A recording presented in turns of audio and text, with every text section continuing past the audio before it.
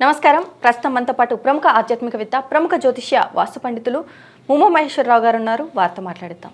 నమస్కారం గురుగారు. ఆయుష్మాన్ భవ. గురుగారు, తులారాశి వారికి మార్చి నెలలో ఎలా ఉండబోతుందో తెలియజేస్తారా? తులారాశి వారికి రాశి యందు చంద్రుడు ఉన్నాడు. స్వాతి నక్షత్రం తులారాశిలోనే ఉంది. కాబట్టి ఈ స్వాతి నక్షత్రం రోజు నాడు అంటే 1వ తారీఖు నాడు స్వాతి నక్షత్రం ప్రారంభమవుతుంది. ఈ ప్రారంభ విధానంలో ధ్రువయోగము కలిగి ఉండి తైతిలకరణముతో ఉండి బహుళ పంచమి అంటే పంచమ స్థానము అంటే 5వ స్థానం. 5 లక్కీ నెంబర్ ఎవరిది? బుధునిది. శుక్రునికి బుధుడు మిత్రుడు. యోగదాయకమైన స్థితిపరుడుగా మారారు తులారాశి వారు. గత నెలలోని వీళ్ళు అధికమైన కష్టాన్ని పడి కష్టానికి తగిన ఫలితాన్ని పొందారు అని మనం చెప్పుకున్నాం.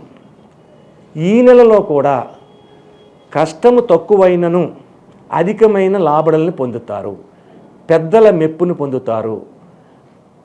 పెద్దల మెప్పులు పొందిన తర్వాత అనుకోని విధముగా ఆకస్మిక పరిణామములు అంటే ఆకస్మిక ధనలాభములు పొందుతున్నారు. ఇక్కడ ఒక విషయం చెప్పుకోవాలి. ధనలాభములు అనగానే నాకు ధనలాభం దొరుకుతుందని అన్నారని గురువుగారు, మాకు ఏం ధనలాభం ఏం దొరకలేదండి అని గతంలో ఒక కుర్రాడు అడిగాడు. ఏం దొరకబడి నీకు మొన్న రోడ్డు మీద ఎంతో దొరికింది కదా అంటే 5 రూపాయలు దొరికింది వెళ్ళండి అన్నాడు. తీసుకున్నావు కదా, అదే ధనలాభం. ఆకస్మికంగా వచ్చింది. ₹1 దొరికినా ధనలాభమే, కోట్లు సంప్రాప్తమైన ధనలాభమే. కానీ ఇక్కడ మనం రూపాయి గురించి మాట్లాడుకోవట్లేదు. చాలామంది రోడ్డు మీద వెళ్తే, ఈ తులారాశి వారికి నేను చెప్తున్నాను, రోడ్డు మీద వెళ్తే ఒక ₹10 కాగితం కనపడింది, తీశారు. దృష్టి పడంగానే గమని తీస్తారు. ఆ ₹10 మీరు ఏం చేయాలి? మీరు వాడకూడదు. దేవుడి గుడిలో ఇచ్చేయాలి.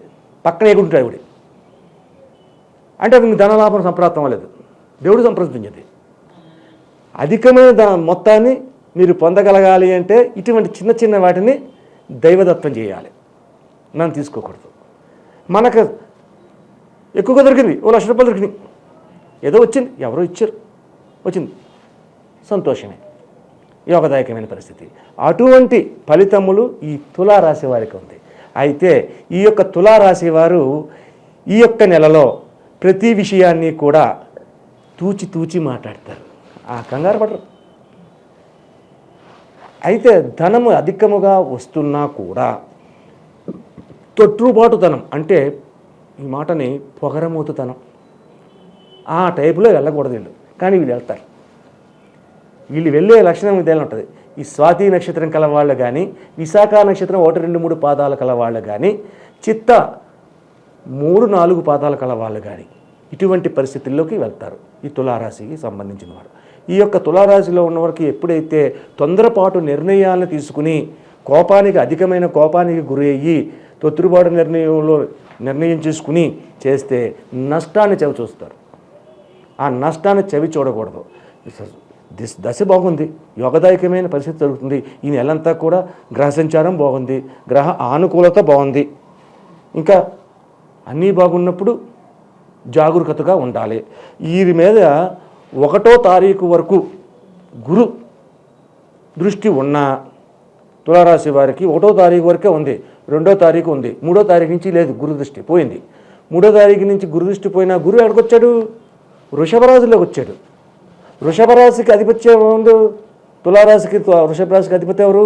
శుక్రుడే. శుక్రతత్వంలో శుక్రబలం పెరిగిపోయింది. మళ్ళీ యోగదాయకమైన స్థితిని పొందుతున్నారు. అంటే ఈ యొక్క నెలలో ఈ తులారాశిలో ఉండే వాళ్ళకి మాటకారితనంగా ఉండడము, అనుకూలతమైన పరిస్థితులు పొందడము, ఉద్యోగ వ్యాపార విద్యార్థులకు కూడా అనుకూలతమైన స్థితిని పొందడము ఉంటుంది. అలాగే ఇన్ని మంచి పనులు ఉన్నప్పుడు ఒక చెడు పని కూడా వస్తుంది. అదే వీళ్ళకి ఉన్న పరిస్థితి. అంటే తొట్టుపాటుతనంగా వాహనములను నడుపునందు యోగదాయకమైన స్థితిని పొందాలి అంటే చాలా జాగరూకతను తీసుకోవాలంటే వాహన ప్రమాదములు సంప్రాప్తమవుతాయి అవడానికి అవకాశం ఉంది, ఎక్కువగా ఉంది. కాబట్టి తులారాశి వారి ఈ యొక్క నెల యందు వాహనములు యందు కానీ చాలామంది రన్నింగ్ ట్రైన్స్ ఎక్కేస్తారు, రన్నింగ్ బస్సు ఎక్కేస్తారు, అటువంటి చేయకూడదు. ఆగి నిలకడగా వాళ్ళ బస్సు వెళ్ళిపోయింది, పోనీ ఇంకో బస్సు అవుతుంది, ఒక గంట లేట్ అవుతుంది. ఈ రకమైన ఆలోచన చేయాలి, కానీ తొందరగా వెళ్ళిపోకూడదు. ఈ తులారాశి వారికి ఈ నెల కాలంలో అనుకూలత అన్ని దాటిలో బాగున్న ఈ వాహన ప్రమాదములు సంప్రాప్తం అవ్వడానికి అవకాశం ఎక్కువగా ఉంది. కాబట్టి తగు జాగ్రత్తలు తీసుకోవాలి. నెమ్మది నిదానమే ప్రధానము అన్నదాన్ని అనుసరించాలి. వృత్తి వ్యాపారాలు చేసేవారికి కూడా, వ్యాపారస్తులు బాగానే ఉంది, వృత్తి చేసేవారికి కూడా ఇక్కడ ఏ వృత్తులు చేస్తే వారికి బాగుంది, మంచి పాయింట్ చెప్పావు. ఏ వృత్తులు చేసేవారు? స్వర్ణకార వృత్తి, దేవతా పనులు. దేవతా పనులు అంటే శిల్పం చక్రం దేవతా పనే, ఒక హార్ట్ వేయడం దేవతా పనే, అలాగే కిరీటాలు కవచాలు చేసేది దేవతా పని. ఇటువంటి వారికి కూడా చాలా సుఖ సంతోషమైన స్థితిగతులు పొందుతున్నారు. అలాగే వర్తకులు అంటే వ్యాపారంలోని వర్తకులు కాదు, ఈ యొక్క పని చేసేవారు, తాపీ పని చేసేవారు, అలాగే కార్పెంటర్ వర్క్, అటువంటి వాళ్ళకి కూడా యోగదాయకమైన స్థితిని పొందుతున్నారు. అలాగే టైలరింగ్ చేసేవాళ్ళు అన్నారు, టైలరింగ్ చేసే వాళ్ళకి కూడా అనుకూలమైన స్థితి వస్తుంది. కారణం ఇక్కడ ఒక ఉగాది అనేది ఉంది. ఉగాది వస్తుంది అంటే అందరూ ఏం చేస్తారు? బట్టలు కుట్టించుకుంటారు ఎక్కువగా.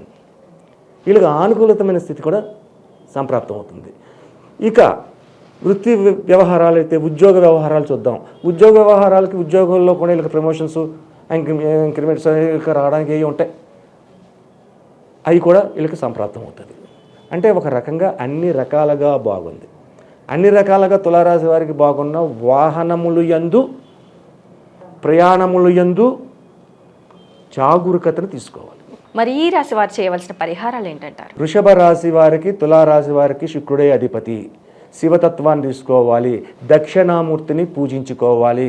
దక్షిణామూర్తి ఫోటోని, దక్షిణామూర్తి గుడులు దొరకడం కష్టంగా ఉంటాయి. కాబట్టి ఒక ఫోటోని తీసుకోండి, దక్షిణామూర్తి ఫోటోని తీసుకోమన్నాను కదా అని చెప్పేసి పెద్ద గోడంత ఫోటో కాదు, చిన్న ఫోటో తీసుకోవాలి. ఆ ఫోటోని తీసుకుని అక్కడ దక్షిణామూర్తి దేవుడి గదిలో పెట్టుకుని దక్షిణామూర్తి ముందు వెండి ప్రమిద పెట్టి ఆ వెండి ప్రమిదలోని 2 ఒత్తులు వేసి ఆవు నెయ్యిని పోసి వెలిగించి ప్రతిరోజు వెలిగించుకుని ఆ యొక్క స్వామికి ఇష్టమైనవి జాజులు ఇష్టమంట, విరజాజి పువ్వులు ఉంటాయి, చిన్నగా తెల్లగా నల్లగా ఎర్రగా ఉంటాయి ఉంటారు. ఆ జాజి పువ్వులతో పూజ చేయాలి. ఆ జాజి పువ్వులతో పూజ చేసి చదవవలసిన దక్షిణామూర్తి విధానంగా ఉన్న పుస్తకం తీసుకుని మనకు అన్నీ వస్తాయి, అది చదువుతాము. అయిపోయిన తర్వాత లలిత రాజరాజేశ్వరి మాత విధాన ఆవిడ్ని పూజించాలి. అంటే దక్షిణామూర్తి భార్య ఎవరు? లలిత రాజరాజేశ్వరి మాత. ఆవిడ ఆదిపరాశక్తి కాబట్టి ఆవిడ్ని కూడా అక్కడ తలుచుకుని చేస్తే ఈ యొక్క గండముల నుంచి కానీ ప్రమాదముల నుంచి కానీ నివారణ జరుగుతుంది. దక్షిణామూర్తిని దాన్ని సందర్శించాలి. అలాగే గురువుగారు, తులారాశి వారికి మార్చి నెలలో ఎలా ఉండబోతుంది, అలాగే వీరు చేయాల్సిన పరిహారాలు ఏంటి, ఏ దేవతారాధన చేయాలి, అలాగే దక్షిణామూర్తిని ఎలా ఆరాధించాలి అనేసి చాలా చక్కగా వివరించారు. ధన్యవాదాలు.